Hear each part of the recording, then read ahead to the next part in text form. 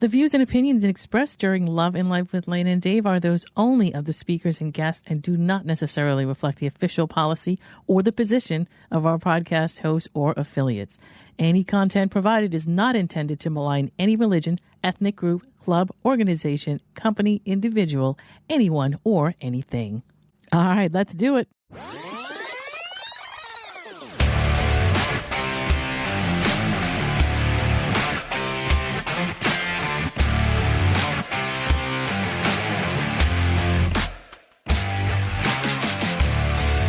You're listening to Love and Life with Lana and Dave, the podcast where logic is power and you take control. Thank you for tuning in and making the choice to listen in and get ideas for your own love and life. Now, here are your hosts, Lana Williams and David Vaccaro. This episode contains controversial cultural and social topics. Dave and I do not agree on a whole lot of this stuff. Some of it we do, some of it we don't. But when you hear me saying okay to Dave, most of the time it means I'm listening, not I agree. Here we go. So he's Dave, I'm Lana. Oh, that's the way we always start off. Yes, it is. Yeah, I got to it before he did, and that's the face he always makes when I get to it before he does. Yeah, and you guys don't know, but I do. I make the face. I want to say my own name. I'm proud that I know my name. I'm sorry, Dave. Go right ahead and the say older your I name. get, the more I get excited. I get that I remember my name still. Maybe that's yeah. Because I'm old. I'm really not. I do this and this so that I got better light. Okay. I just look bad for my age. I'm 26. And how old are you? 27? You old bag? I'm 28. As a matter of fact, it's a long story, but not a long story, but it's an irrelevant story. But I put up a picture recently of 10 years ago. I got my degree, that kind of thing. So my cover photo on Facebook is just like me sitting in a row of chairs waiting to go get my diploma, that kind of thing, for my bachelor's. Nice. And I can't. Oh, somebody asked me if it was my high school picture. Oh, really? And I laughed and said, "Yeah, I'm 28 now because this was 10 years ago," which is a joke. Right. And basically, we look wonderful for our age. Let's just go that route. We do. Sure. Yeah. Sure. So, you bet. What does my shirt say? Guns. It says Black Rabbit. It's a coffee place, coffee roasters in. Is this backwards for you guys too? No, it's not. It's in Hillsborough, Illinois. Yeah. So I spent some time in Illinois, and I went there, and I liked the place so much, and so I got a shirt. You got to have a shirt if you really like it. That's the rule. Oh, boy. And I'm a T-shirt guy, so. I'm going to go see a band on Friday, so I suppose I'm going to have to buy some swag. Oh, swag. I already thought about that. Swag. Yes. So. That's a Gen X word? Is that a boomer word? Swag. No, it's a Gen X word. We used to get it. Okay. When we go to the things, we ask if they had swag, and swag stands for stuff we all get. You know, a lot of people think today. I guess they changed the words, everything. But when it first came out, it was stuff we all get. Swag. Right. You know, the giveaways. You know, you go to a computer show or anything, or you know. Yeah. Exactly. Yes. So exactly today we're gonna actually have. Oh, by the way, we are live on Facebook right now, and we are recording. Yes. This week's episode, tomorrow's episode. It will be released maybe tomorrow. We don't know yet if we're going to release this, or you're going to have to just come and watch it on Facebook. You know why we don't know yet? Because Lana has to. Usually has to be up with lots of coffee until about midnight trying to get it edited and up.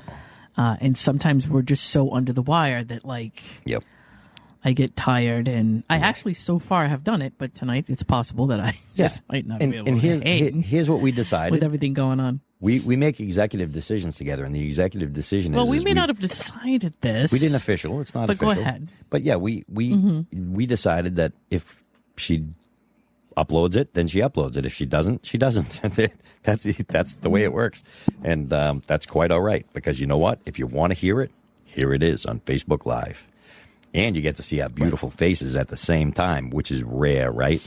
You're usually just listening to us. And, yeah. So there's that. Right. So today's, our Today Live, or this week's episode, we're actually going to talk about something that me and Lana may not completely agree on, some of the things, or a couple other things. And that's okay, because we're really good at debating, and by the end of it, we'll both agree on parts of it. Anyway, we always do, right? Because we don't just pick on each other, and we don't go, "Oh yeah, we're an idiot," because that's not how we debate. And you guys don't know this, but a lot of times in pre-show, we actually do have different ideas on things, and somebody will say something, and then all of a sudden we agree, and it's like, or you explain it a different way, and you go, "Oh, I get it that way." But this one, I don't think we're going to agree on. At least the one piece of it. I don't think we will either. Yeah, the one part of it, right? So now I don't know if it's going to be one part or not. It depends on how far down the rabbit hole we go with this. That's true. So I was watching the news yesterday, and this is how the whole thing started. And I actually got my panties in a damn bunch. And when my panties get in a bunch, I go, this will be a good topic, because anytime my panties get in a bunch about anything, I feel passionate about it. And I know that people aren't going to always agree with me, because it was posted it was on the news, because it's a good thing, right? So Worcester, and then now they're spreading it all over the place, and I guess it's something they've been doing for a while. They now have food pantries in elementary schools. So in other words, you have 6 and 7 year olds going to the pantry in school because they don't have enough food at home, and they're doing shopping and bringing food home to their parents or their mother, father, whatever the situation is. I don't know. And to me, that particular part doesn't matter. That's not what affects me more than anything. What affects me is that a 6 and 7 year old should even know that they don't have enough food. And that bothers me more than anything, right? I don't think it's a bad thing, and this is where Lana and I disagree, because I believe that teaching a 6 and 7 year old that you get free stuff if you're struggling sets them in the wrong path to success later in life. First of all, I'm pissed at the parents for that, not the kids, by the way. The kids don't know any better, and there's a thing that I believe with all children: they should remain ignorant until they don't have to be. So I struggle with that, and Lana does not agree with me completely on that, because and we'll talk more about that in a minute of why I think that, but we'll let Lana go now and tell why she disagrees with that. I disagree with that because food insecurity is a huge issue. Yep. I believe that this is not so much of a transition from what's already been happening, where there have been food pantries.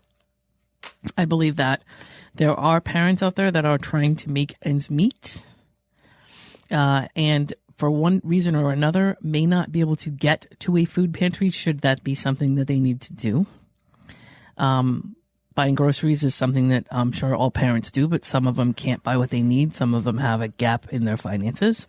Some of them have to decide whether rent or food is something that they need to point their money at for the month. I think this fills in a gap of what it is that they may need. And it's easier for families, which, by the way, when it comes to timing and travel and schedules, that may be something that is easier for them to do than to try to figure out how to. I mean, if they wait until their kids are home and they get home from work and then take their kids on the weekends to a food pantry, it's not going to be any different. First of all, well, it is, because their kids are still going to walk into a food pantry and have the same effect. We don't know how kids are being presented this idea. Well, that's what I saw on the news. That's what I saw on the news, and the way they present it is they're talking to all the children in the school. Now, school is a place of education. School is not a place to educate kids on, troubles in life and woe is me. And they're going around and asking the kids, do you have enough food at home? Because if you don't, you come down here and we schedule something. They go in, they give them a hug like they're they're 6 and 7 years old, like I said. And then they're walking around and they're picking whatever they choose. If they want microwave food, they can get it. So you think a 6 and 7 year old is going to get healthy food? They're not. They're going to get Hot Pockets and crap like that because that's available. So, and not that that healthy part is not the big issue for me. The big issue, like I said, the big issue for me is that they're putting kids through that at all.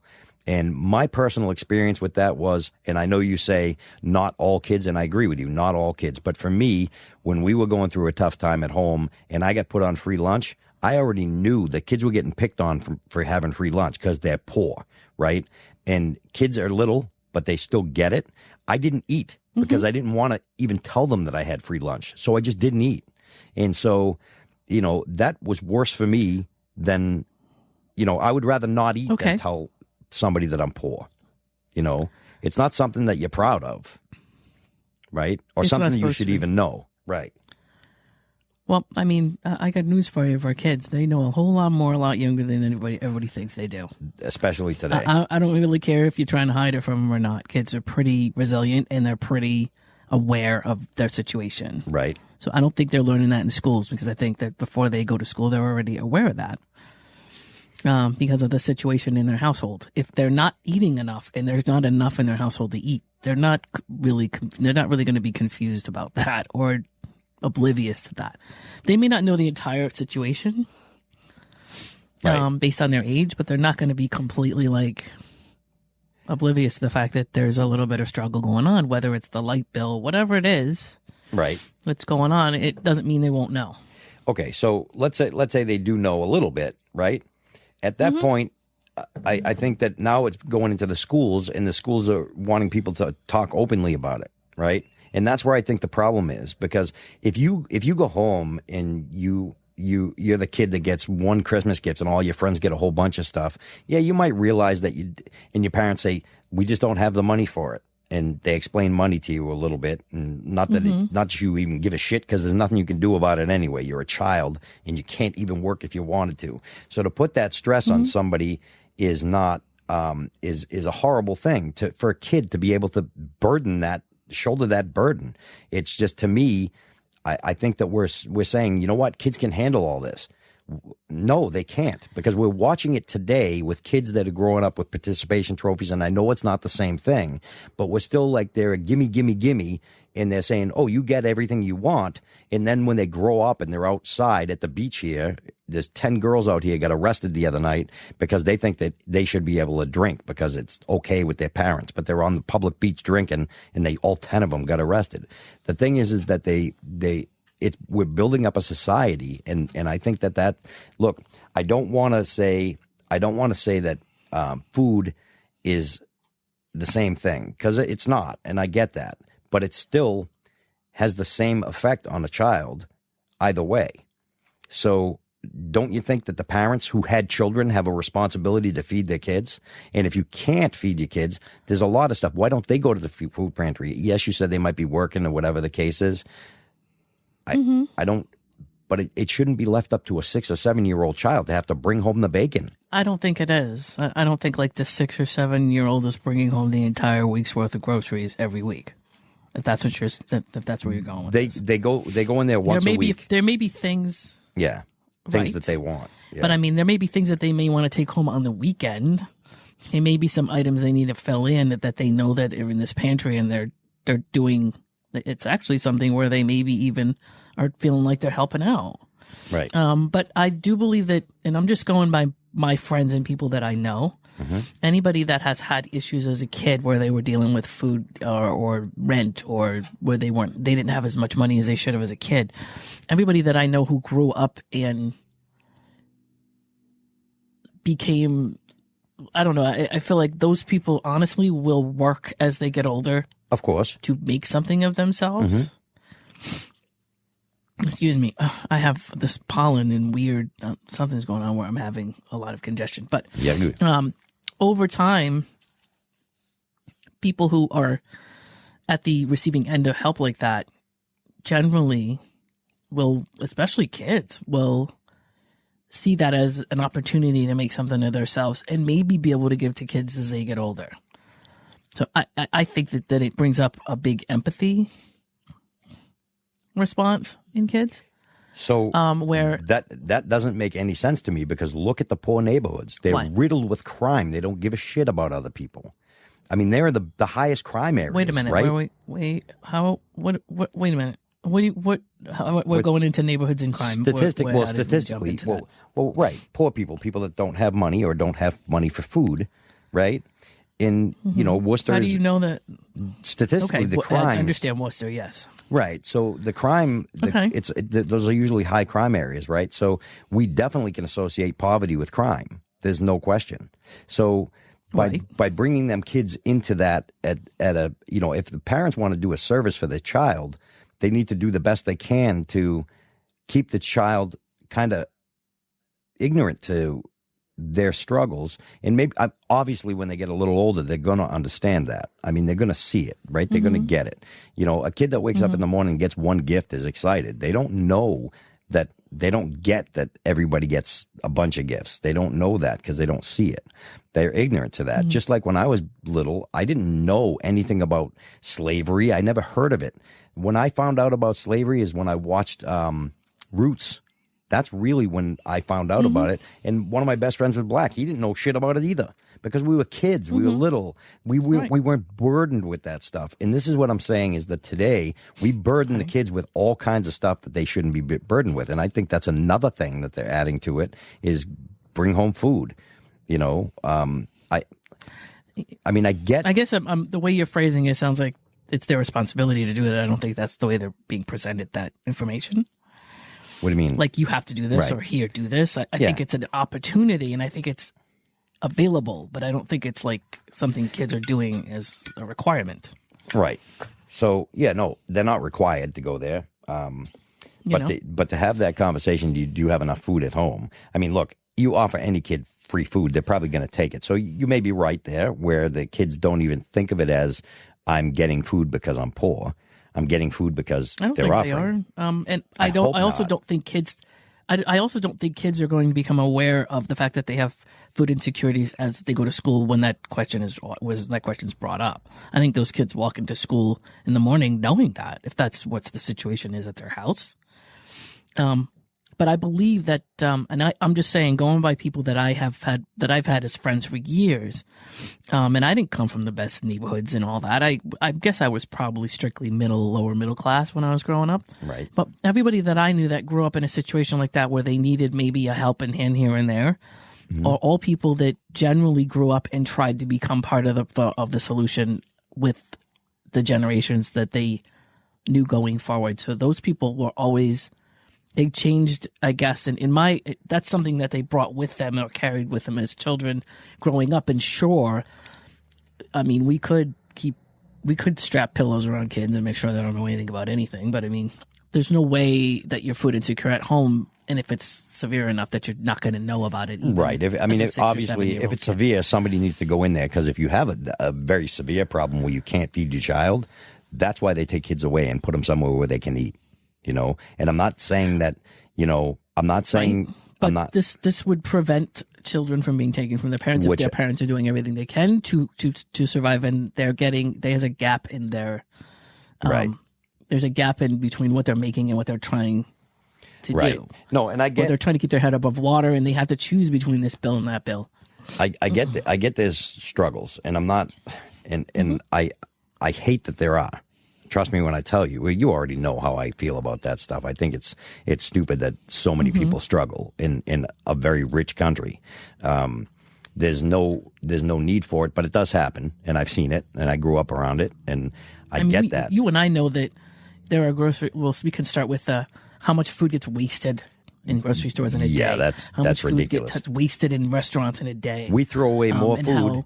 We throw away more food. We throw away enough food to feed the entire country for free out of grocery stores alone. That's insane to me. So it's definitely, Yeah. Yeah. So why, and that's the thing. Rather than have, and I get it. I get this. They're just trying to fill gaps, and I get that. I do, and I can appreciate that trying to fill gaps. But children. There's all these kind of things like children. What? There are adults in this world that are supposed to take care of kids. And I get that people What do you think those people are doing? Those are adults. They're not. They should. Care of children. You know what? Bring it to the house. Don't make the kid do it. Don't make the kid go home on a bus with bags of food. You know what I mean? I don't know. I think it's degrading for the kid. I don't actually, because I don't think that.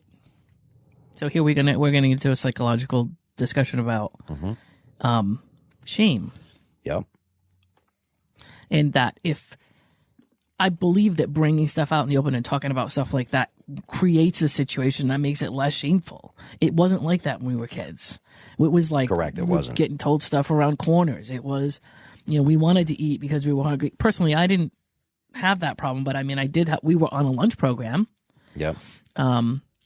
And when we were on a lunch program, we had vouchers. Honestly, I don't remember it meaning anything to me. It didn't make a difference. Yeah. There were times my mother was on welfare I didn't see that as anything other than like, okay. And my mother, there were a lot of things my mother was, but nobody will tell you, people will tell you my mother's a hustler. You know, so my mother worked. But if I was always home by myself, cooking stuff, cleaning the house, right? Mm-hmm. So it wasn't like she didn't want to work. So we knew that she was doing everything she could. And if there was a point in time where we needed a welfare voucher here and there, or we needed a food stamp here and there, we didn't see that as shameful. That was just part of. Okay, I never even saw it. I never even saw that we had food stamps, and I know we did. I overheard them talking, and I heard about it, and I didn't know that we ever had them. We did. I know that we didn't have food in the house many times, and I used to go across the street and steal food to eat from Cumberland Farms. So I get what it's like to be hungry, and my mother wasn't home because she was working, right? Or whatever she was doing. I don't know. I can't answer that question. I was only a little kid, but I was a latchkey kid, an only child. I didn't have anybody else there. Gen X, baby. Besides, Gen X, right? And latchkey. Yeah, that's right. We were all latchkey kids. But I think, and I didn't hate that I was ashamed of if we were poor and I had to be on, a lunch program or the free lunch program. I was definitely ashamed. I never ate when that happened, and my mother would be like, in our generation, Dave, I think that it was presented to us, or it was dealt with in that way. Right. I really think it was. So do you think? When we were so do you think that?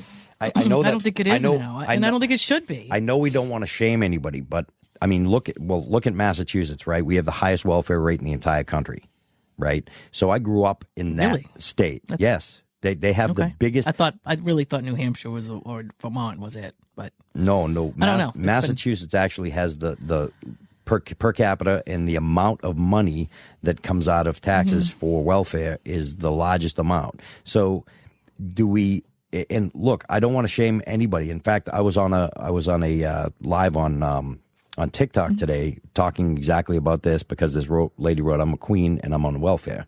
And, of course, I jumped in that live and we had a great conversation, and she lost her job and she has no choice, right? She lives in California. She's paying her bills and, she's living off her, but she gets food stamps.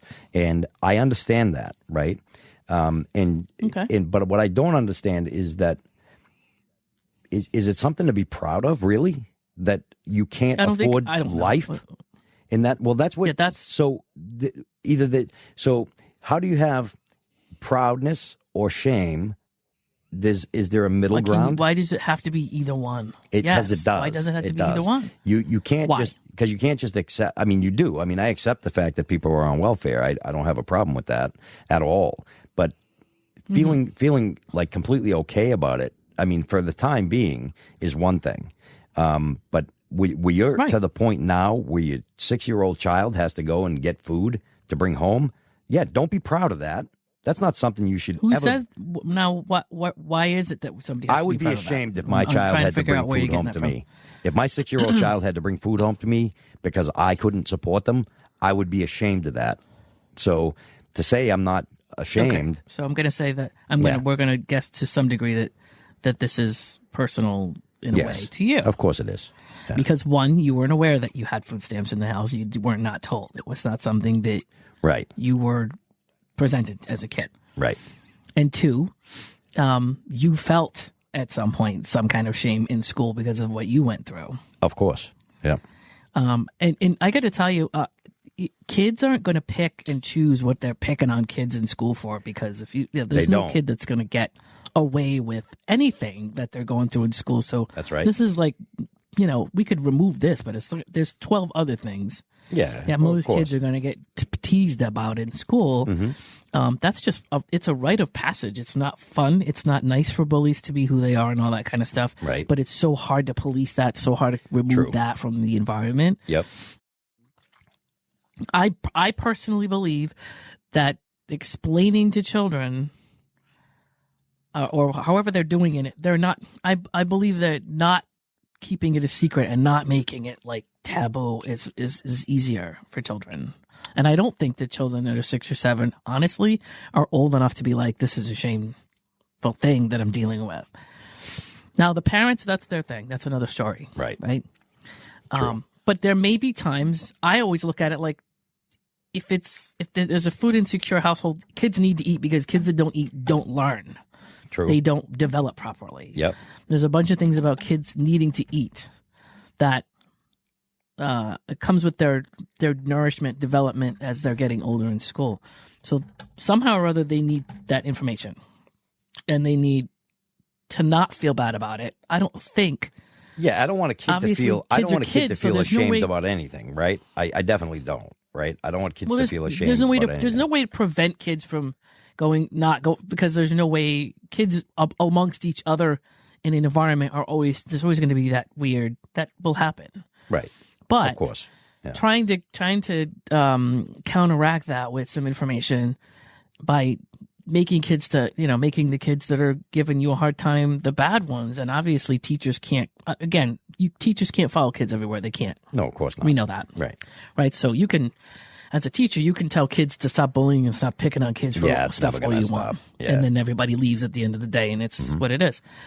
But the only thing you can do is instill some information in a child so that they can understand, this is why these kids are doing this. Right. Don't, whatever, ignore it, whatever.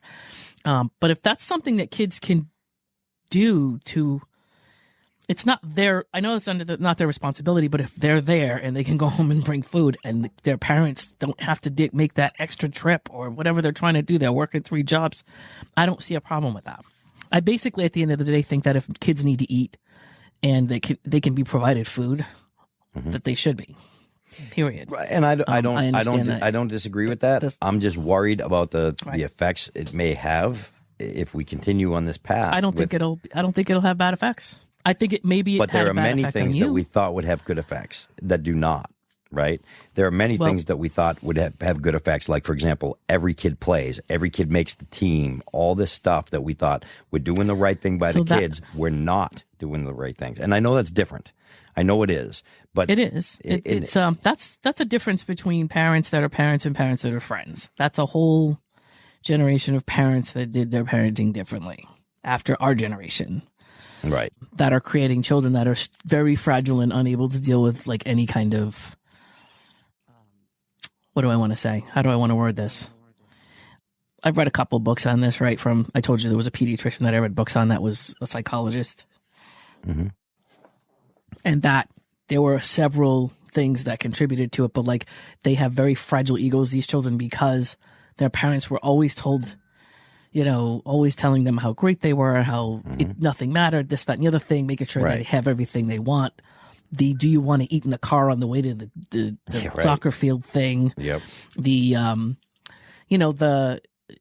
difference between telling a kid you're very smart and you worked really hard for that. Right. And how praise and how you're wording praise and how praise can actually do good or bad based on how you direct it. And if you keep telling kids you're smart, you're a genius, you're talented, and they're trying to make their way in life, all of that is detrimental to them because when they start to hit obstacles, that's why they give up. They throw tantrums, they collapse because they think, well, then I guess I must not be talented because everything's not coming easy to me. But if you say to a kid, you did really good work with that, or you worked hard on that assignment, or you went out to that football field every day and you practiced like you were supposed to, that makes them understand that they have to work at stuff. Right. This is the part of the conversation we do agree on, right? Like participation trophies, not a good idea. That's why that's happening. Yeah. And you have a school now, you have an environment now that these kids are now becoming adults in, by the way. Right. And that's why this workforce is becoming what it is, and Exactly. all the stuff that we're starting to see happening in the workforce with the young ones, 20, 25, whatever. Yeah. That's all. Hey, sometimes you go out for something and you don't get it, and you need to learn how to figure out what you did wrong and go back and get it tomorrow. And they don't have that. Yeah, I mean, ability, or these are things that I'm concerned about. So this is what I'm saying. Yeah. But I wouldn't be concerned about that, because this type of stuff, at least for this particular thing, this isn't, in my opinion, very different from the pantries we already have. It isn't, in my opinion, different from the lunch programs we've had. Right. And I never had a lunch program that I was involved with that made me an asshole. Yeah. There was no shame to stuff. Obviously, there was shame as kids for several things in school that you just didn't want to be picked on for. So I get that. Yeah. Whether it's from, an accent, or from your skin color, or from what neighborhood you're coming from, or whatever. Yeah, it could have been a little There's different. No way to avoid I was on, that. I played football, so I was on the football team and stuff like that. All my friends had money, or their families had money. So if I was going to get free lunch, that would have killed me. You know what I mean? So I just never said anything. Okay. So, I find that to be just a pride thing for you, and I think you're projecting, Dave. But I was a kid, so yes, I was. So. What do you mean? So Sure. So, but I don't believe that the situation you went through is ubiquitous to every kid that's ever gone through it. Well, of course it's not. Of course it's not. I think that's how you handled it, and how what you put it together as in your head, or how you you presented, whatever we're all different. Elements. I get that, but I just don't want any kid to ever be going through that. I don't want some kid carrying a bag of groceries home feeling like a little shit piece because they're carrying groceries home and everybody's looking at them like, oh, you get the free groceries, huh? Yeah, I don't think at that age, I'm going to be honest with you. But I did. I'm telling you, I did. What makes me different than them? Because today kids are different. You just got done telling me that you didn't. If you had any kind of food insecurity, most people tried to hide it from you. They didn't want to present it to you in your household. Is that correct? In the household, yes. Yeah, but we still didn't have food. I used to go steal. I wouldn't eat lunch at school because I didn't want to take the free lunch. I felt uncomfortable because of. Now, I get it. Things are different today, so kids probably don't give two shits if somebody's getting free lunch, because now everybody gets free lunch anyway. I don't think they do. But, they probably don't. You're probably right. And things were different back then for sure. I mean, I'm 56 years old. You know how old we are. And so things have probably changed quite a bit. I don't believe that being given food when you're hungry as a child causes dependency problem later in life. I believe that's what you're trying to say. I don't agree with it. I believe it actually makes kids understand that somebody gave them a break. And as they get older, I believe that they remember that as something that maybe they could possibly do for kids. They now know that there are kids out there that will always have that issue, and they'll seek children out like that and try to be part of the solution, part of the community, and help. Which everybody myself, I know that's been through it has done that. Yeah, I do the same thing. I donate, clothes. I donate, stuff like that for kids that are not doing well. And like even in Walpole, when I lived in Walpole, the kids, they had a thing where around Christmas time you could bring toys, and they would bring the toys, and the parents, if they needed toys, the parents would come and pick toys, the parents that were not well off, so their kids could have a good Christmas. So I do get that. And I'm hopefully, I just think there's so much other things going on that maybe that kind of triggered me to be like, okay, we're going to keep adding more shit to the kids, because that schools are supposed to be schools, right? And I get the food thing, so I will agree with you completely that the food thing may not be a bad thing. It probably won't have the same adverse effects as it does as the other things that they do in schools. Like some of the things that we just want to ignore in schools that's going on in schools is like the participation trophies, everybody's inclusive. And why does a 10-year-old need to know about any sexuality stuff at all? You know what I mean? We're not going there. Well, yeah, this is the topic is the children, right? I think we're fucking up kids. Oh, all right. I thought this was your issue about food and no, it's not. No, it was this particular issue. Yeah, no, it wasn't just about the food. There's a whole bunch of things going on in our schools. And the school is a place for them to learn, right? Like I just saw a thing the other day. There's they were doing a drag queen show at a junior high school. And, there were people there, picketing saying, we don't think this is okay for kids because it's a sexualizing thing. I mean, I've been to a drag show. I don't think it is. It is. It's completely is. Really? They dance around like normal women dance like that? Do they? Because I don't actually. I've never seen any kind of. I personally don't know that they're all dancing and pole stripping and all whatever people think they're doing. No, aren't they there to read? What's the point? Like, what is the point? I don't know. Why not? I don't know. I don't see. You're advertising. I don't. Oh, so we're advertising something that does not need to be advertised to children yet. They can make the decision later on in life if they want to dress like a woman or whatever and go do that. That's great. But to make it look like a great thing, is it normal? I don't think it's not really a normal thing. I don't think it's abnormal because ever since I was a kid, there's been drag queens. Yeah, there's never not been. But we're in a different world today. It's not drag queens. It's transgender, right? And they're prioritizing and popularizing. How do we know that that's what that's about? They see a man that looks like a woman, and it's not. Well, it's not a drag queen.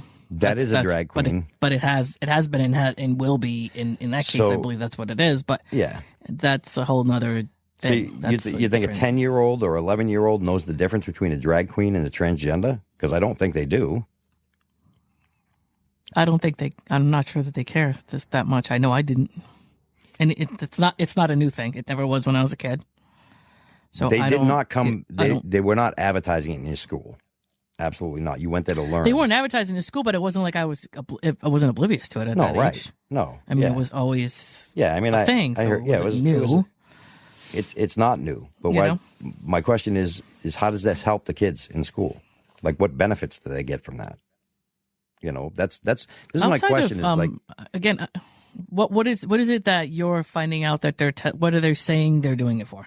I mean, there must be. Well, they're definitely having. So there are people friends I have that the kids are in school and they're discussing, being transgender, and if you feel like you don't belong in your body, it's okay to be somebody else. And why does the school need to teach that? That's a psychological thing. That our schools, your teachers are not psychologists. They're not. Gender dysphoria is a very real thing, right? And I'm not saying it's not. It's a very real thing. But to have that discussion with children and even, make it seem like it's a cool thing and it's an okay thing. It's a mental disorder, right? It's gender dysphoria. To me, if it's something that somebody, I would have to see how it's presented and why it's coming up and how is it like, hey, if you're a kid and you want to talk about something and you need somebody to talk to, then we're willing to listen. Is that what they're doing? No, I don't know what the exact presentation is. Nope.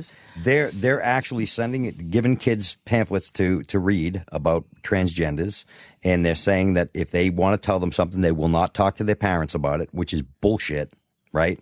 The parents, the teachers are not their parents. They're not to make decisions for the kids at all.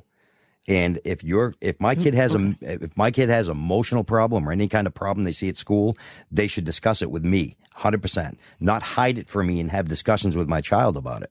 That's wrong. The schools are overstepping, and they're taking control of our children in a way that they shouldn't be. They shouldn't be taking control of our children at all. I don't know. I know if you're in school all day, every day for a week. I don't know what kind of parents these kids have at home. I have no idea what they're discussing. I don't know if it's just something that they're allowing kids to see or read just so that they can understand something that they may not know what it means or who to talk to about it. It doesn't mean anything's going to be decided about it. None of that is stuff that I would assume is part of that. I would assume it's discussion only. And it's just if a kid has a question about something and doesn't want to talk to their parents because their parents would be completely closed-minded to that. Right. Then there may be somebody at school they want to discuss it with because it's bothering them or they have questions or whatever. Right. If it's to the point where it's interrupting they're stressed out enough that it's interrupting what they're doing at school, then what's the point of them being there? I don't have a problem with maybe we've had a guidance counselor, and we have the guidance counselor was like a therapist in school, right? So if you had any problems at all, you go to your guidance counselor, and they were generally most guidance counselors were psychologists, right? So I think that you could always go and talk to them about anything. But to pass out pamphlets on specific things, Who's passing them out to who, and who are these kids talking to? Foxborough High School is doing it. Who? The junior high? Foxborough High School is doing it. Like what? The school. People, what the teachers? school. The school is right. But how? I want to see what step by step. How is this process? How is it happening? They're like, literally give me the day of the kid goes to school and how it's being. Is it like something they're getting handed out as they walk in the door? Like like they're walking into a funeral. No, when you go into class. Well, first of all, they get a thing up that says this transgender is they talk about transgenders on the board. I mean, they took it down now because parents complained and said that's not up to you to discuss with our children. The junior high one got ousted. They said if we want to discuss that with our children, that's up to us, right? And enough people agreed that it's got to come out. But there are schools all across the country doing the same type of thing. They have these that you can buy, and if you look it up, you'll be shocked at what they're showing on these things. Not what they're showing, because it's not a bad thing what they're showing. But I guess my question is it okay to say, hey, look, you might have this mental disorder, and if you do, it's okay. And we just say it's okay to have it. Look, I don't have a problem with. Let's first stop. I don't think kids are old enough to have to get that kind of context out of it. I don't think they're saying that to kids. I just talked to somebody. Are they saying to kids? I just talked to somebody yesterday that I went to high school with. Her sister literally has a 3-year-old or had a 3-year-old and changed his sex. Her I don't think doctors are allowed to do that until a certain age. I don't think 3 years old is it. No, not 3. No, they didn't change. They didn't change their sex. She started calling her by a different name. To now it's a boy, and she said she wanted to be a boy when she was 3. Okay, so there was no surgery that happened. No surgery yet. Now she's 11 years old, and she's already been taking. He now has been taking the testosterone and all that stuff. So that's irreversible at 11 years old already. To me. All right, so then that goes back to, if everybody wants to talk to their parents, that's still with their parents are the only ones who should handle that. Correct. There's a parent handling it. But at what point do we? I'm worried that it's continually growing, right? Within 10 years from now, then the school can handle it because we're heading in that direction. And it's crazy to me that they're even having these discussions with our kids. I always look at it like I know growing up for us, and I'm going to bring up the gay thing only because when we were kids, that was right, really the thing. Yeah. Let's say you have religious parents and your parents are just completely unable to talk to you about something and you can't talk to them about that. Mm-hmm. That's something you have a problem with. You're gay. It's something you are, and you can't go home. Your parents are highly religious. Yep. And you're going to be thrown out of your house, or they're going to try to electric shock the hell out of you and change it, or whatever they're trying to do. They're going to try to exercise it. Whatever the crazy shit they did. And you need to go somewhere and talk to somebody that's not going to oust you from your life over it. You need to discuss it. Yeah. I don't, like I said, over time, they didn't pass out pamphlets different things in school. that they didn't pass out pamphlets in school, and I get that. It was a struggle. I don't know if they didn't pass out pamphlets. I know that we did. I know in my school it was a discussion. It wasn't. I don't know that there were pamphlets. That may be one particular option. Yeah, there was. But I knew it was a discussion. The time we had the discussion is when we were actually in sex ed, in sex education, which we started in. I believe that started in 8th grade. I think when we got our first discussion, which was very light. I remember it. And then in high school, we would have sex education like once a month. And then when the boys separated from the girls and then they talked about the serious stuff, they brought up homosexuality. And they talked a little bit about it and told us about it and stuff. So we knew about it. And, of course, everybody's like, yeah. And I'm sure there might have been guys sitting there that were like, well, not yeah, and they were probably offended that everybody's like, yeah. But, whatever. And that was the end of it. And then, of course, I get that they're trying to protect people. And I get that, if you have somebody, you want to go to talk to somebody, I get it. But you live with your parents. Just because you're talking to somebody else about it doesn't mean that you're going to go home and all of a sudden everything's going to be hunky-dory. And I'm not saying it shouldn't have been. No, if one of my kids was gay, I would have no problem with it at all. Not at all. Okay. Now, on the other hand, if one of my kids decided when they were young that they wanted to, like, I used to love makeup and stuff when I was a little kid.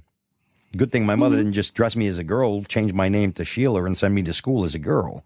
Because it's a given that and we're kind of taking I'm squint my eyes at you a lot today. You can, but the fact of the matter is that it's a sickness, and even a transgender will tell you they have gender dysmorphia.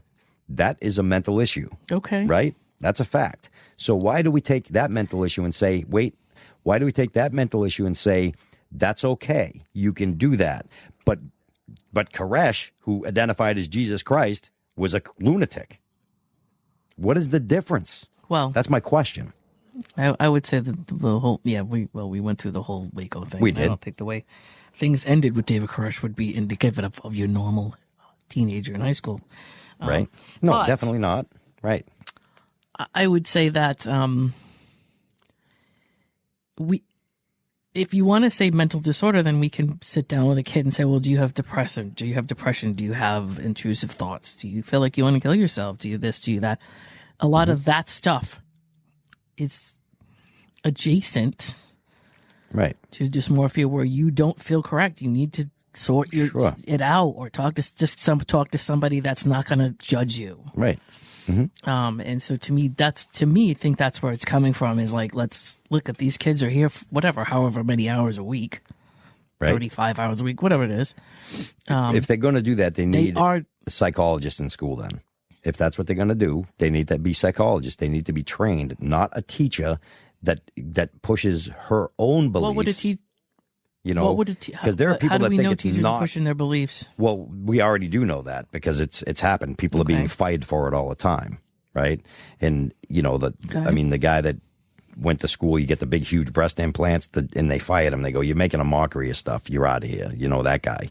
And then you have our schools are turning into a joke. Is really what's happening. They're supposed to be there to learn and educate them, and not just sit there and manipulate their thought process as far as, what gender dysmorphia is. Because if they tell you it's okay, is it okay? It's okay to have a mental illness? How do they know? So you're always wording it like we're letting kids know that it's okay to do this and it's cool to do this. I'm not sure that that's what they're being told. I don't feel like they have their own that's bathroom. Not the way that I feel about it. They have their own bathroom. Why didn't David Koresh have his own? I mean, why didn't we give him, David Koresh, why didn't we give him his own churches and stuff? Because he wasn't Jesus Christ. Just like somebody with gender dysmorphia is not a woman. I don't know that. That's. But I'm saying I don't think you're walking into school and everybody's throwing a party and saying, "Hey, this is great." I know. To me, it sounds like it's just discussion for kids that don't know what's going on and may or may not.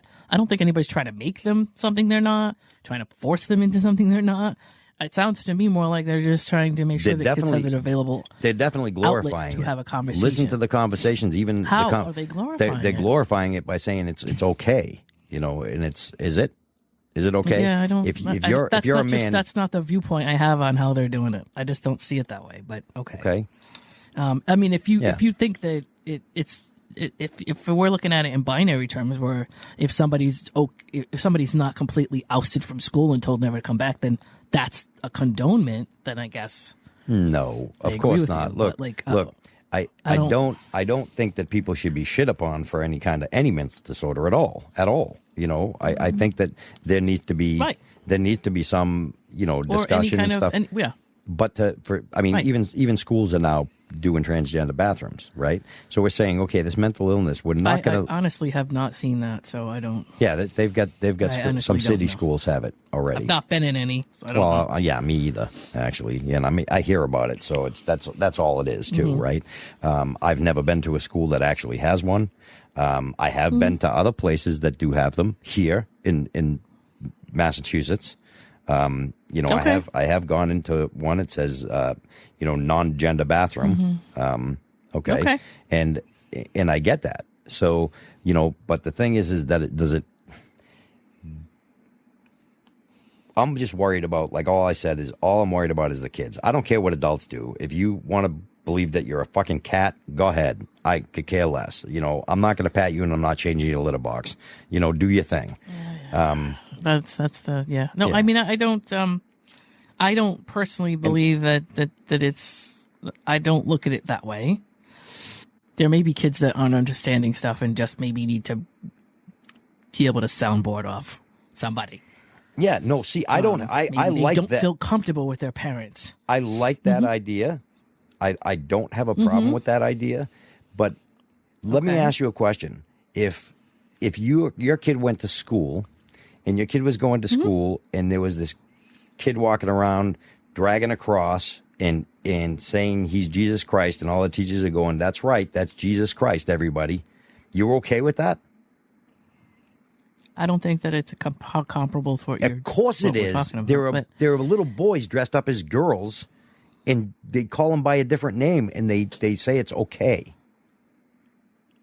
To be honest with you, I'm going to be in my situation. I don't think that it would affect my kid. I think it would be a fun story when my kid got home. Honestly, maybe unless the entire church had to go sit and listen to sermons from this kid, in which case I think that would be different. But if the kid wanted to drag a cross around and be Jesus Christ when he was at school and go home and be Stan.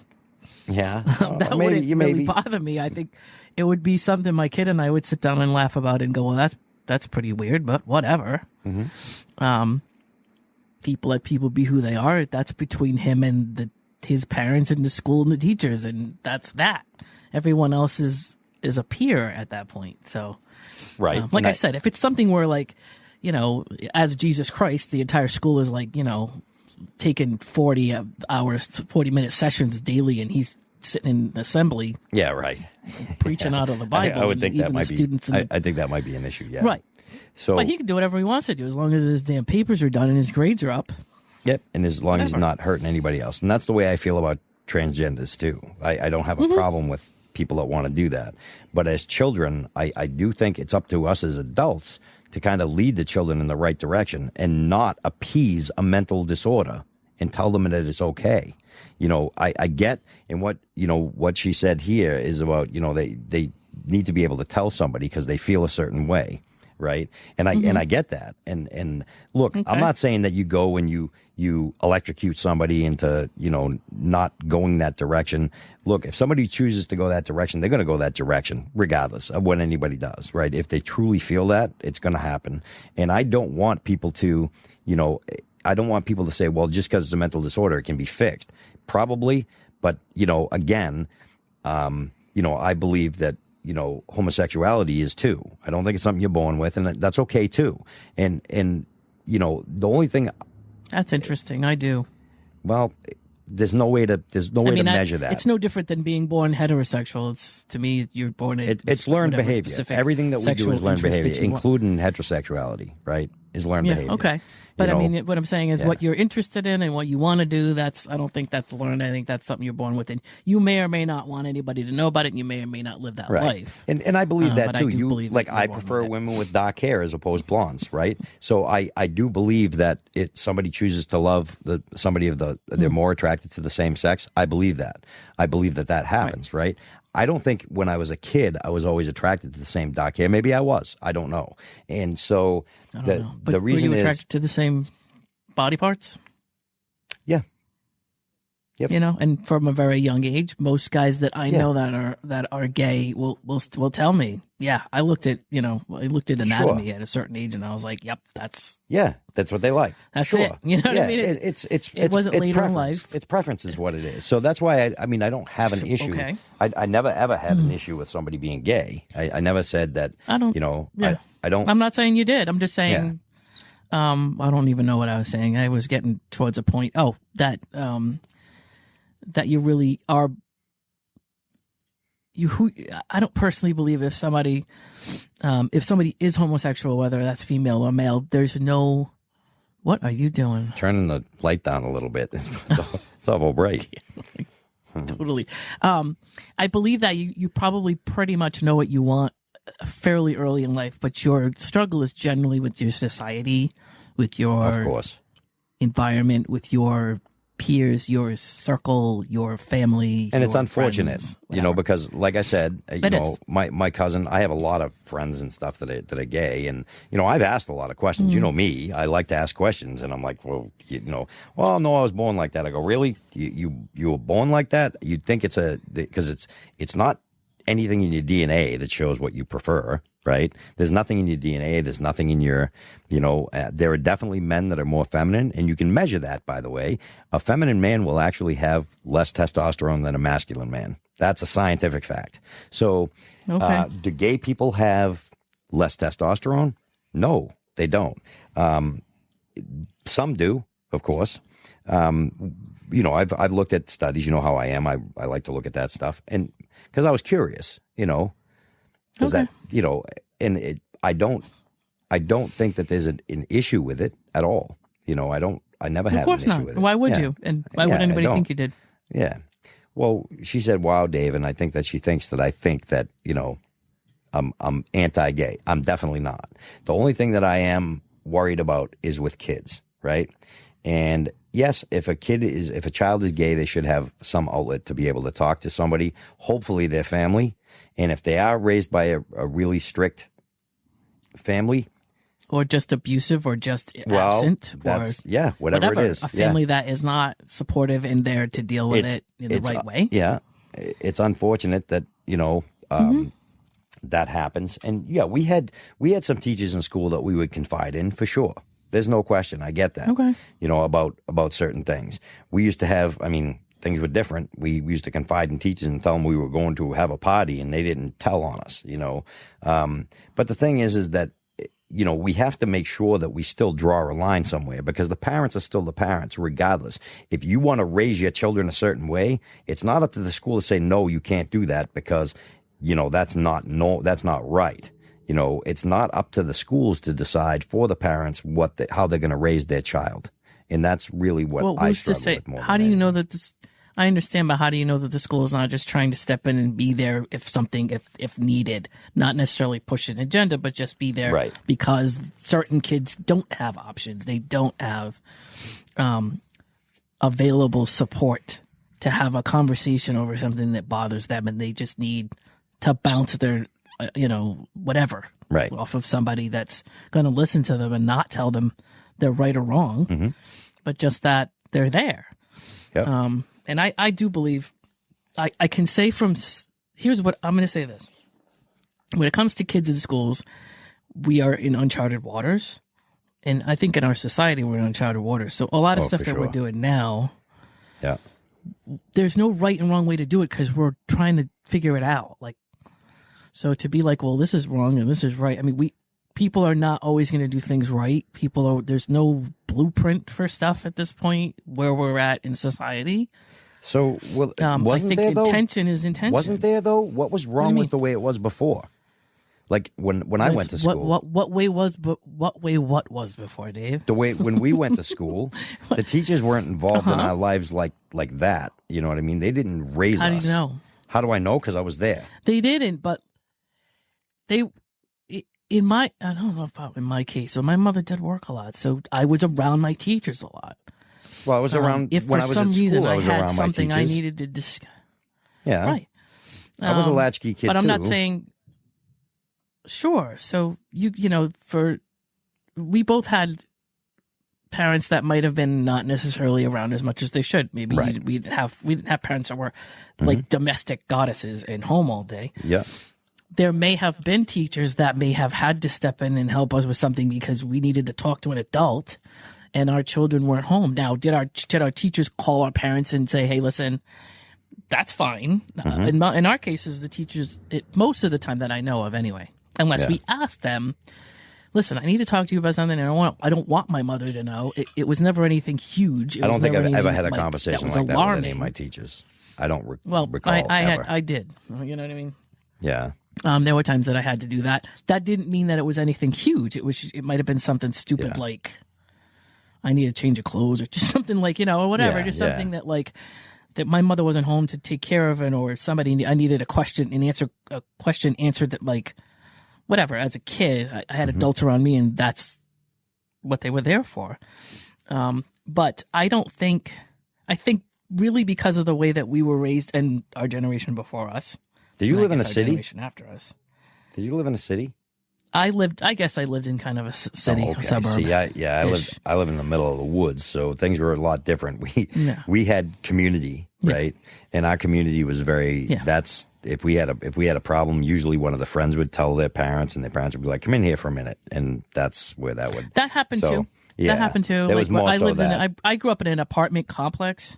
Yeah, me too. So I had friends that parents might have been home or not home, and people were around on different schedules. So that was also something. Yep. But I will tell you that, like, you know, when they say it takes a village to raise a kid, most of the time that anybody I talked to's parents were involved, my mother would find out.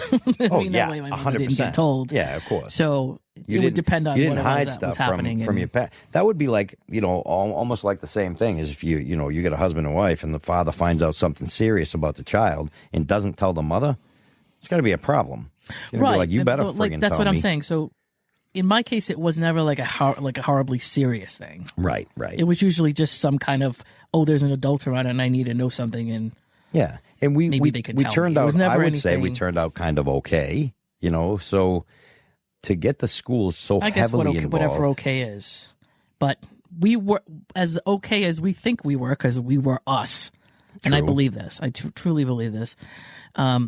You can talk to somebody from the Boomer generation, from the World War II generation, and they'll tell you that was okay for them because that's how they were raised. True. Yeah, that's true. When we came up, they were like, you're a bunch of, what the hell's the matter with that? I mean, we got yelled at as kids, and we were just, everything was easy for us because they had been raised differently, and they thought we were getting away with it. But don't you see a difference in the adults that are coming up? Don't you see the difference in the adults coming up? Like, well, we're 2 and 3 generations removed now, but I'm just saying, can't we try to do, and not every single thing across the board, but there were some things that when we were raised as kids that maybe would have been nicer if we had had the opportunity to do things differently.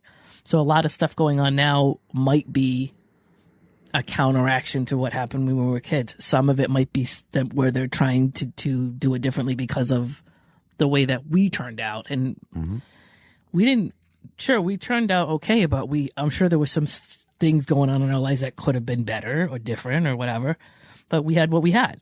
Right. We didn't know from anything else. So I do believe that there's sometimes an overcorrection or a correction. Yeah, I think they thought maybe we were too much of a hard ass, so they wanted to desensitize kids more and make them more sensitive. But I think they overstepped that and made them way too sensitive. Because I mean, look at that was parent. I mean, that's parents. That's honestly that's parents not wanting to. Again, I told you gotta read these books that Leonard Sachs did, both with girls and with boys. Oh yeah, the generations coming up and how they are where they are now, and the 7 or 8 or 9 factors of their lives that were different than when we were kids, right? And why the reaction is what it is, but. I do believe, and he wrote another book for parents.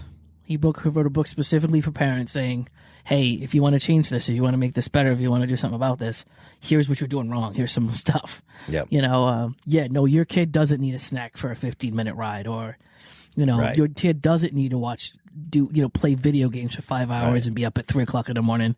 You need to take electronics away from your kids. Your kids need to have, yeah, I mean, they need to run. We get a lot things more, like that. Yeah, we've definitely got a lot more things, and we were talking about this the other day. Like, why you're going for a half an hour long ride and you're bringing a bag of snacks for your kid? That's why we have obesity. The actual average weight of human beings in the United States is obese, and that's not okay. You know, something went wrong. Right. Well, we've had obesity. We have kids that eat more and move less. That's basically, of course. There's more to it than that, but that's of course. part of it. That's basically it. Sure. You know, well, there's more to it. I'm sure there's more other stuff that also didn't go or did change. There's a lot more stress. Kids are way more stressed out than they used to be. They're more stressed out, but they're less resilient. And so the fact that they are less resilient. I say fragility. It's just fragility. If they get told no, these kids, they lose their shit. Holy hell! Yeah, I know. And we were told, I mean, I grew, and people can say, well, that's not right and whatever, but like, and it wasn't right the way I was raised for some things that I dealt with, but it did make me like, Dave can, for people that know don't know me, Dave can tell you, it takes almost absolutely, it's really, really hard to upset me. It's really hard. And what's wrong with that? Offend me. Yeah. There's nothing wrong with that, but the reason, the result is what it is. But what happened to cause that result, and it's not black and white. There's a very big gray area in the middle, right? Mm-hmm. So I was told several times as a kid, "Hey, listen, you're no big fucking deal," and the support of, hey, you want to go do gymnastics, go. There's a bus that'll take you back and forth. I do a gymnastics meet and everybody's parents are there. Are my parents there? No. Right. My mother's home when I get there asking me, did I pick something up on the way back? Like, that's right. There were times that you were like, gee, it would be nice if somebody I know showed up and kind of cheered me on from the stands. Yeah. Or whatever. Oh yeah, that's support is one thing. Gen X is like we are the ultimate autonomous generation, right? We probably get the thickest skin on the planet right now. Right. There's no question. I mean, I think boomers also, but in a different way. I mean, I think that they probably had it. No, maybe not. I think boomers had a lot more. Of the household was more like they had the mother home and the father working and things like that. Yeah, they didn't really have a stable family. Our generation had parents who were not home. Yep. I think I had a few friends that had parents who were home, but anyway, we learned how to entertain ourselves really, really fast, really, really young. Right. We were in front of the TV. I personally was a book reader, so I walked around with books all the time. I was an only child until I even though my sister was born when I was like 9 years and change or whatever, I took care of my sister as an infant with bottles. I mean, I was home with her when she was an infant and I was 9. And I remember growing up and thinking that was normal. And somebody saying to me, that's nuts. Yeah. You know what I mean? That you were watching your sister at 9 years old. Yeah. But to me, it was just like I was extremely adult at 9 years old. I was extremely mature at that time because it was just me and my mother and I pitched in. Right. So, I just heard people yelling. I didn't know if it was coming through the mic or not. I wanted to make sure it wasn't. People outside. Gotcha. So so obviously times change, right?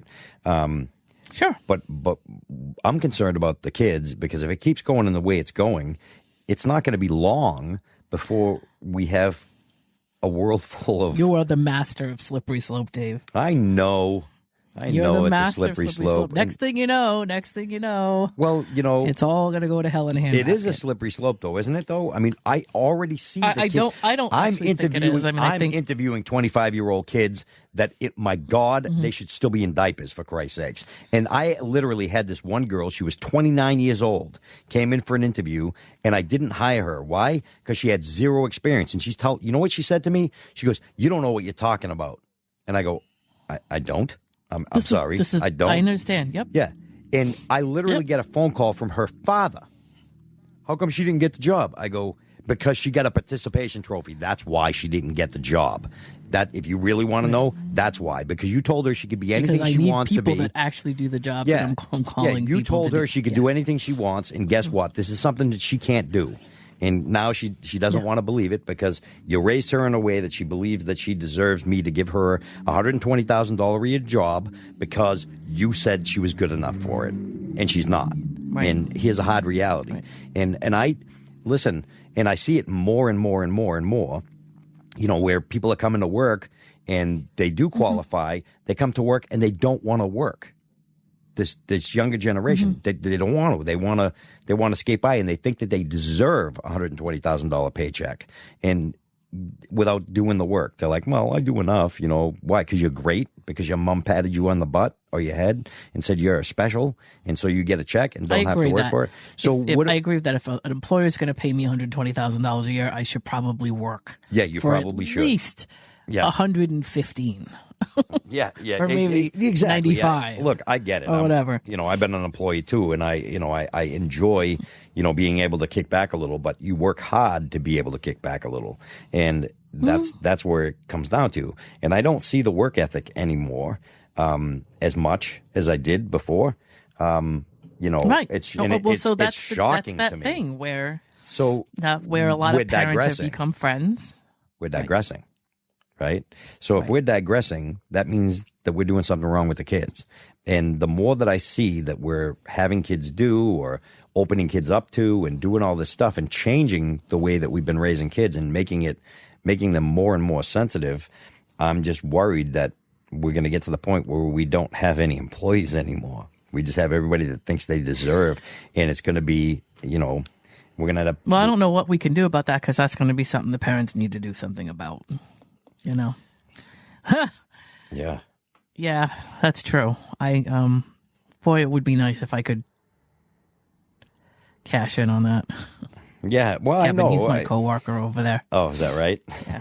So that's how he knows that. So he knows, yeah. And I think the ethic and the work ethic and stuff is not being taught. Instead, they're too busy teaching about, and I don't mean teaching, but I mean, they're too busy talking about, your sensitive needs. And it's not about your sensitive needs. And schools, in my opinion, should not be. The pendulum swings, Dave, right? Yes. So the pendulum swings. Yes, it does. And we have the generation of what was the generation with the really corrupt cops in Los Angeles? The 30s? I don't know. We're probably there I'd say now. the 20s or the 30s. So you had kids back then, they were working. They were out on the street slinging papers and exactly. working in factories at 5, 6, 7, 8, whatever. Yep. So that's the hardest generation I can think of. And you start back in the 1930s. Yep. I mean, I started working at 12. Your kids, extra, read all about it. I mean, that was young children doing that. Yeah, of course it was. Paper routes. So, you get to the point where you're like, all right, kids probably shouldn't be out in factories and, working daily like that. Right. So we got rid of that. So the pendulum swings. So we're swinging in another direction now that the pendulum will have to swing back. But even as a kid, at some point. I had a paper route when I was a little kid. I used to ride around on my bicycle throwing papers on people's thing, and then I had to go knock on the door, collecting. It was my job. Sure. But were you doing that? I mean, that's I was 7 years old, sure, around the neighborhood. Oh. That was, of course, you could go around the neighborhood then without being, murdered. But, society's changed, of course. But yeah, I was young. I mean, I bought my own mini bike, with my paper route money. I wanted one. I don't think I really paid for the whole thing, but, I got it. And then when I was 12. I wanted to work when I was young too, but I don't know that it was I think it was more of a choice on my part. So that's probably different. Yeah, it was. Well, it was mine too. I wasn't. That, yeah, they had to work. I think you did. Yeah. You weren't sent into the workforce like that in my generation. No, it was and I chose to work at 12. I mean, I remember going to my mom saying, "Hey, I can work now because I'm 12 and I can get a work permit." And I did. I got a work permit. Me too. And I worked at McDonald's. I couldn't do anything there besides clean. And then when I became, I think it was right before my 13th birthday. So when I turned 13, I could work in the fryer later. I could make the fries. So I didn't work there for very long. Right. But it's not the point. I wanted to work. And I bought myself a little moped and drive to work. I think it's different if your kid wants to work. Then you're of course. I mean, after a certain amount of time, obviously, but right. But yeah, I think it builds good ethics too. They used to be like, well, you need to get a job over the summer. All kids did. Our parents used to tell us, you got to get a job over the summer, right? I was a babysitter. I started off with, babysitting. Was my first job. You got to keep your money and stuff, but they still said you had to get a job. Kids don't work now. And I do agree that's something. Yeah. They don't even work. I was saying that I agree that would be something that would be good for kids. Yeah. Still, obviously, it's like when we were the generation changed that when we were kids. I don't know about everybody else that's listening, but when I was a kid, when we were out of school, at least during the week, I came out of school. I came home at whatever it was. I forget 1:30, 2 o'clock. When I was in junior high school. My mother had a list of stuff on the table, so if I wasn't going to go do something productive outside the house, I was going to do things in the house. So my mother always had a list of stuff like, okay, throw the pot roast in, do this, do that, peel the potatoes, start the oven, whatever. I always would start dinner while she was finishing up at work. She would get home 5:30 o'clock or whatever it was, but she had everything. She would put everything out on the counter in a list. in ingredients and instructions, and I would cook dinner, at least most of it. And then, vacuum and sweep the floors and clean the bathroom, whatever it was that she wanted me to do while I was home, besides my homework, of course. Right. If I got all that done and my homework done, then maybe I'd go out and play for a little while, depending on what time of year it was. And then I had to be home by the street lights coming on. I don't know if anybody knows what that means. Yeah, right. If the street lights came on, I had to be back to my house. Get your ass home. But, right. But as I got older, there were always summer jobs. If you weren't, right. Not only were there summer jobs, but if it was just a weekend and you wanted to go out and and you were home, your parents would be like, "What are you doing in the house?" Yeah, exactly. It was just I don't know about everybody in the Gen X generation, but for us, me and my friends, we could not sit in the house. No way. Nope. We had to get out. Get out. Our parents, I think they just didn't want us to be home. They just they were sick of looking at us or something. I don't know, but I didn't want to be. It would be early in the morning. To be inside anyway. I wanted to go out and do something. I didn't either, but if if for whatever reason you felt lazy or you didn't feel like going out right away on a specific Saturday or something, your parents would be like, "What are you doing in here? What are you doing?" It's nice out. Go outside. We were always out, right? We had friends that would come over. Hey, your friends never called. They would come by. Yeah, they're knocking the door. They ride their bikes over. Yeah, of course. There'd be 15 bikes out front. And ask if you could come out. Yeah, it would be gone all day. Yep. Yeah. And we would leave in the morning. We had bikes, and we had bikes, baskets. We had water bottles, whatever. We were self-sustainable. We survived through the entire day. We did. Because our parents would throw us out when we came back. That's right. I know, I always tell the story and people think it's funny, but my mother would, if I came home, it had to be around lunchtime. She'd be okay with that. But it would be like, all right, what do you want to eat? Exactly. You want something to eat? Okay. And then go out. I was allowed in if I was having lunch. That's right. And if I wanted a drink, she would hand it to me at the door. I'll never forget that. She'd be like, oh, here. Mm-hmm. And I'd drink it and she'd go, give me the glass. I mean, that was it. I had to drink it at the door and get the hell back. I remember outside. That too. Yeah. Or we drink out of the garden hose. Get it out of the garden hose and keep on going. Yeah. And we didn't die. Think about it. Years later, there's all these differences in from our parents and Gen X, which is 65 to technology and whatever. But then also jobs changed and the economy changed and all kinds of stuff changed over time. Right.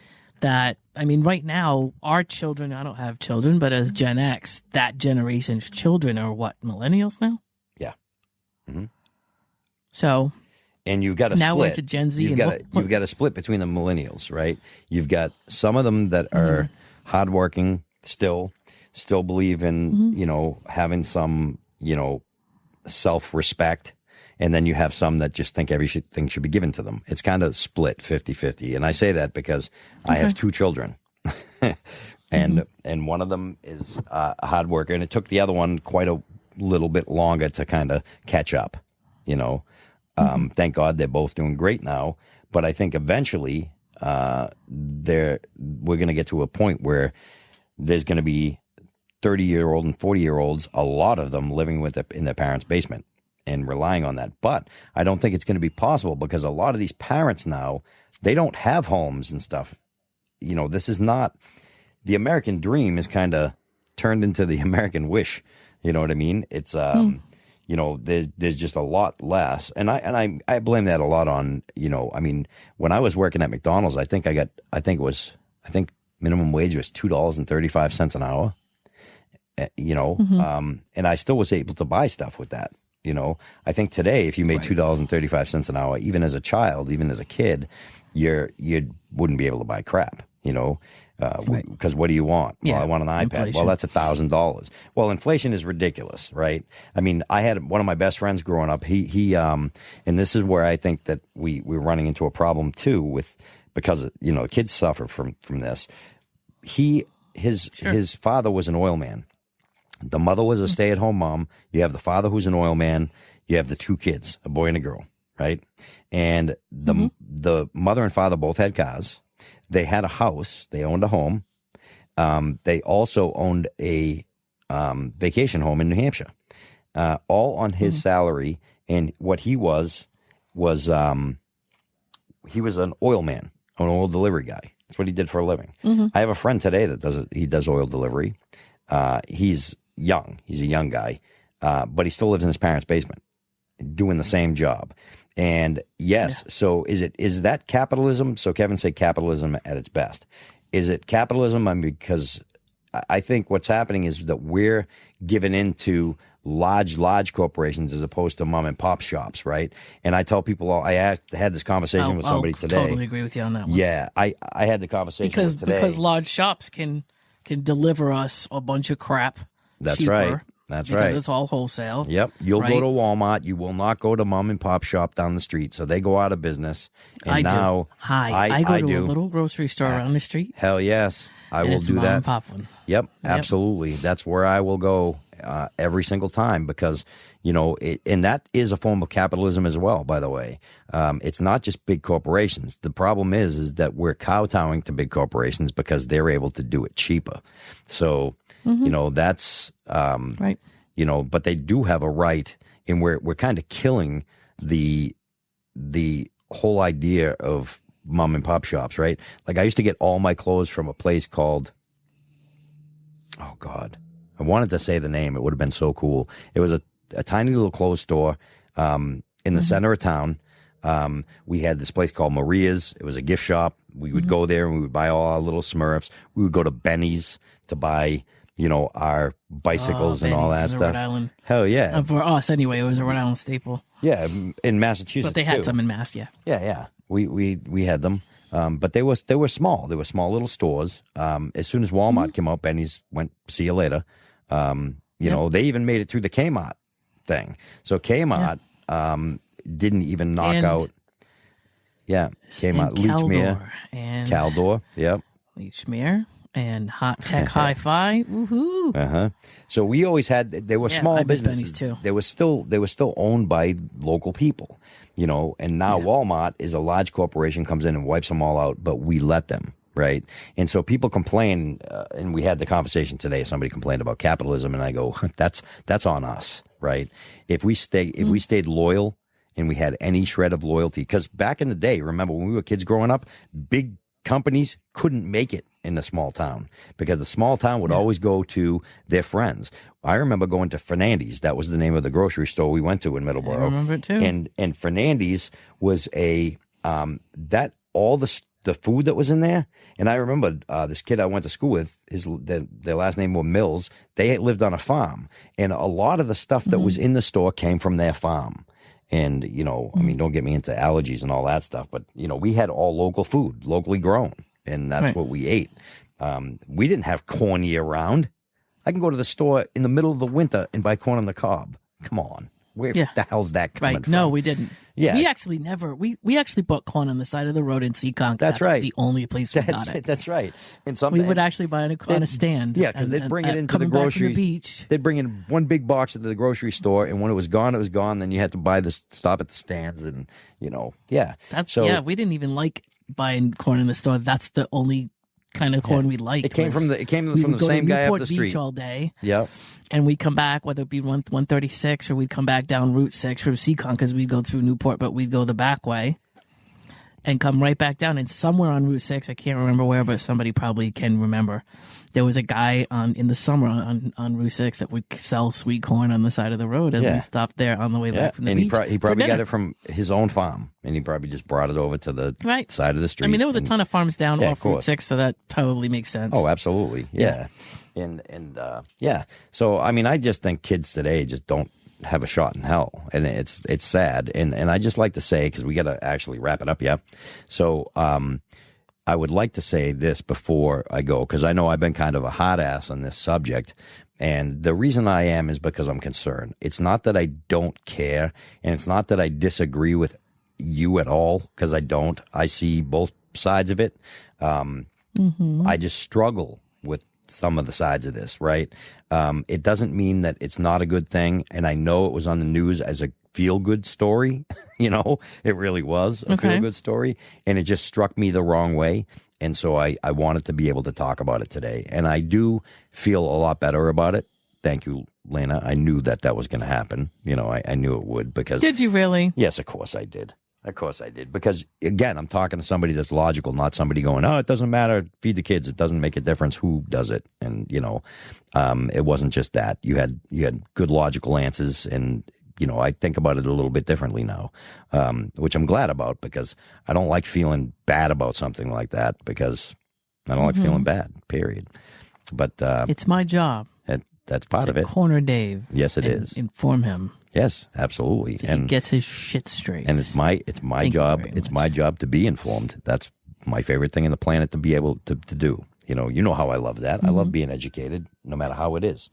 So. And your last point about inflation and how when you were a kid you could make a specific amount of money and buy more than you do now. Sure. That's why the average parent, to loop around, to circle back to the beginning topic, that's why parents are, even two parents sometimes are having a hard time keeping the food on the table, keeping the rent going, keeping the electricity, keeping the heat on. And that's why these parents have these gaps. And so sometimes the overall intention is really the best way to look at it. And say that, listen, they're just trying to get food into the hands of these households or these kids, because basically at the end of the day, these kids need to learn and develop and grow and of course and not have neurological issues because they don't eat enough food. Yeah. So hopefully all those children will come back when they're adults and help other kids, become teachers or become community leaders or become people that actually help. Right. Those less fortunate. Yes, because we'll always have poverty because it's a sliding scale. I mean, look, do you know that do you know in California you can make $70,000 a year and still get free health care because that's in the poverty range in California because their cost of living is so high.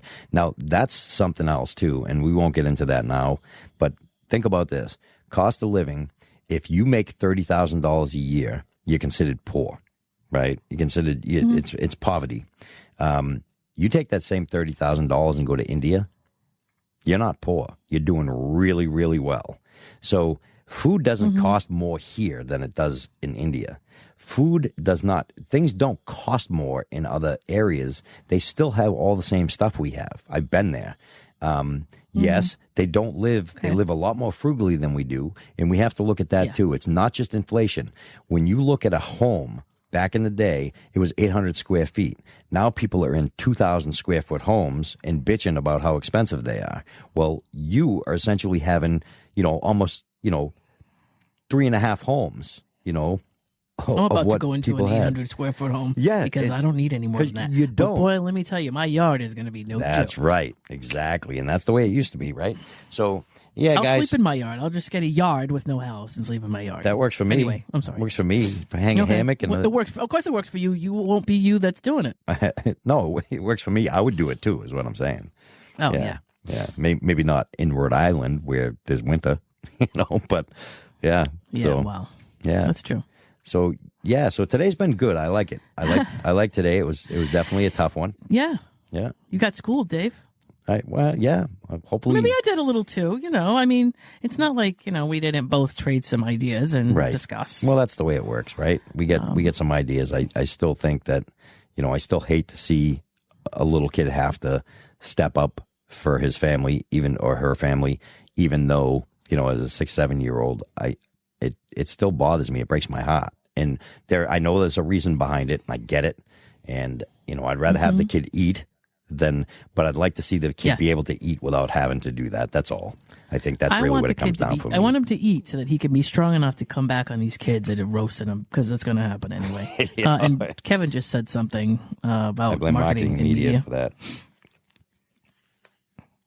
Oh, of course. Yeah, 100%. And we buy into that hook, line, and sinker, and then we blame it on things like capitalism. Well, we make the choices here, folks.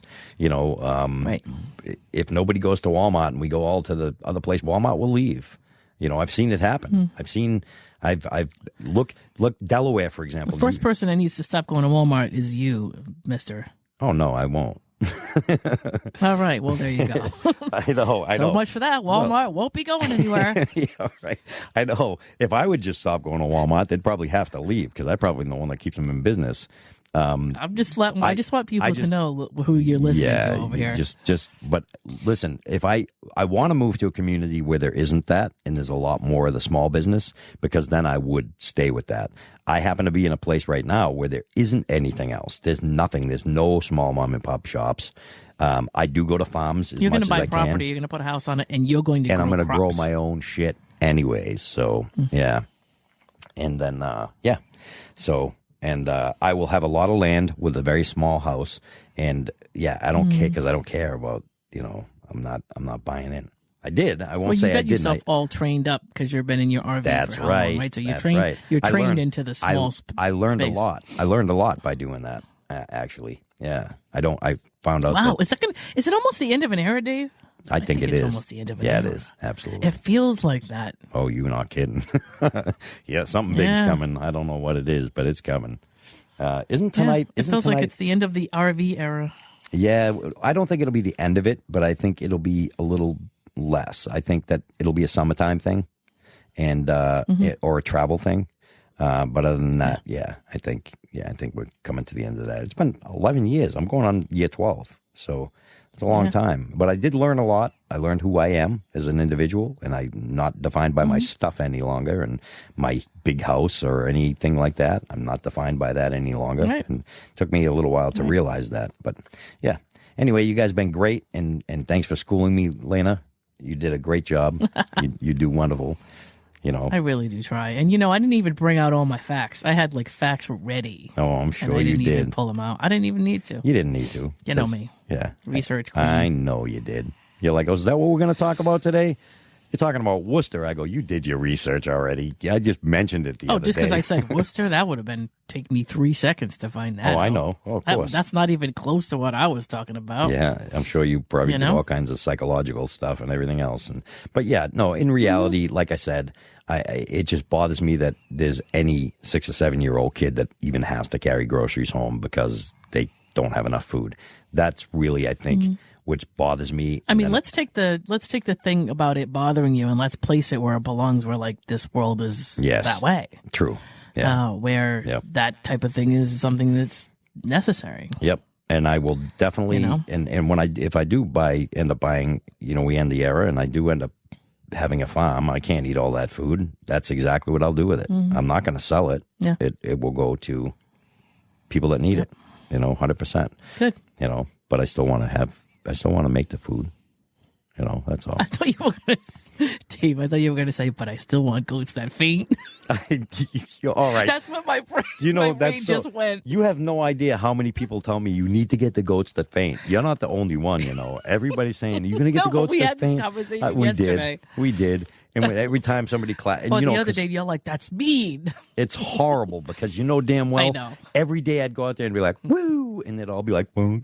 And I'd be like, oh, that's sad. No, I won't ever do that again. And the next one, I'd be like, woo! And it's, that's sad.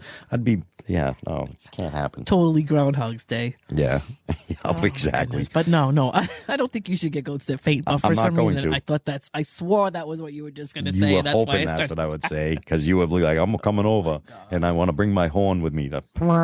one of those. I'm going to bring this big yoga ball and just roll it. Yeah. They'll just be like bowling pins and fall over. That's exactly what it is. But that's not nice. Bowling with goats. Goat bowling.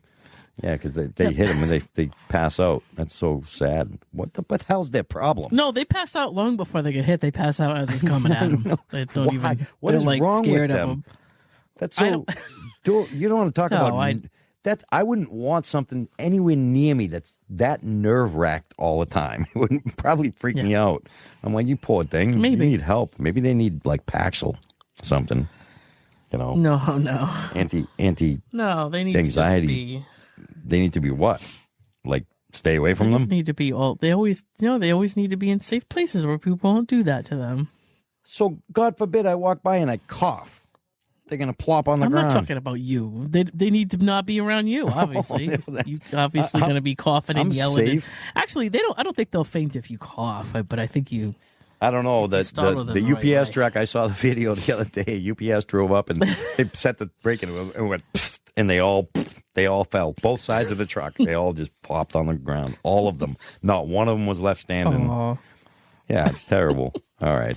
Well, it is, but I needed some. That was a very tough topic, so I needed some comic absolutely. relief. Okay, and we're gonna goats fainting. We're gonna pick on the fainting goats, and don't think I won't. I'll get one maybe for a little while just to check it out, and then maybe I'll sell it or eat it. I don't know. Oh, you're gonna traumatize it. You're gonna let it get attached to you and then sell it to somebody else. Yeah. So. Yeah. The website is www.lanaanddave.com. Yes. If you want to buy us coffee, which helps us stay awake, fresh and alert for our podcast, that is buymeacoffee.com/Lana and Dave. Yes. So far, so good. We haven't got a coffee in a long time, I don't think. All of our social media is at Lana and Dave. So that would be either Twitter or Instagram or Facebook. We have Twitter? We have Twitter. I say it every week. Oh. Dave's starting it. He was wondering if he was losing his mind, and I think this here it comes. Beginning. Oh, my God. I'm a fainting goat. Yeah. Yeah. All right. Twitter, so, yeah. Listen to every podcast we've ever done and listen to me at the end going, and our Twitter is blah, blah, blah. Well, I got to start tagging us in some of the things I do on Twitter because, yeah. I can't. Yeah. You know what? I know you're on Twitter, but I can't tag you. So you have some kind of setting where I can't do it. Really? You must. Well, we'll figure this out. Yes, we will. Okay, this and is when not...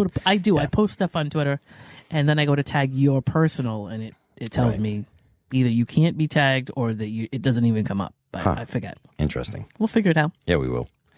All right, you guys, you have a spectacular day. Yes, find us on Twitter at Lana and Dave. Yes, you guys have a great day. Yes. And listen, if you have to pick up groceries from school and take it home, don't you worry about that. Don't you be ashamed. You take those groceries. Take those groceries. Take the groceries. Oh, you absolutely should take the groceries if you need them. Just, Right. Hopefully one day your parents will be able to get them or your parent, and we don't have to put that pressure on kids. It just bums me out that we're in a society now where the kids have to be part of the solution. That's just a bummer to me. And okay, I just hate. I mean, there were kids that dropped out of school. I know that obviously certain ages to work. Yeah. Sometimes. And that's a bummer too. That is, yeah, absolutely. But it's like, do I learn or do I make money for my family because we can't make the bills? Yep. That sucks too. Mm-hmm. Yep. Maybe we work on a better society where kids don't have to do that. That's right. Maybe one day. Somehow. Yeah. Okay. We'll figure it out. You guys have a great day, and thanks for listening. I've been David. I have been Lana. We'll talk to you soon. Bye. Bye-bye. Hey, you just listened to Love and Life with Lana and Dave. Thanks for joining us, and we hope you enjoyed it.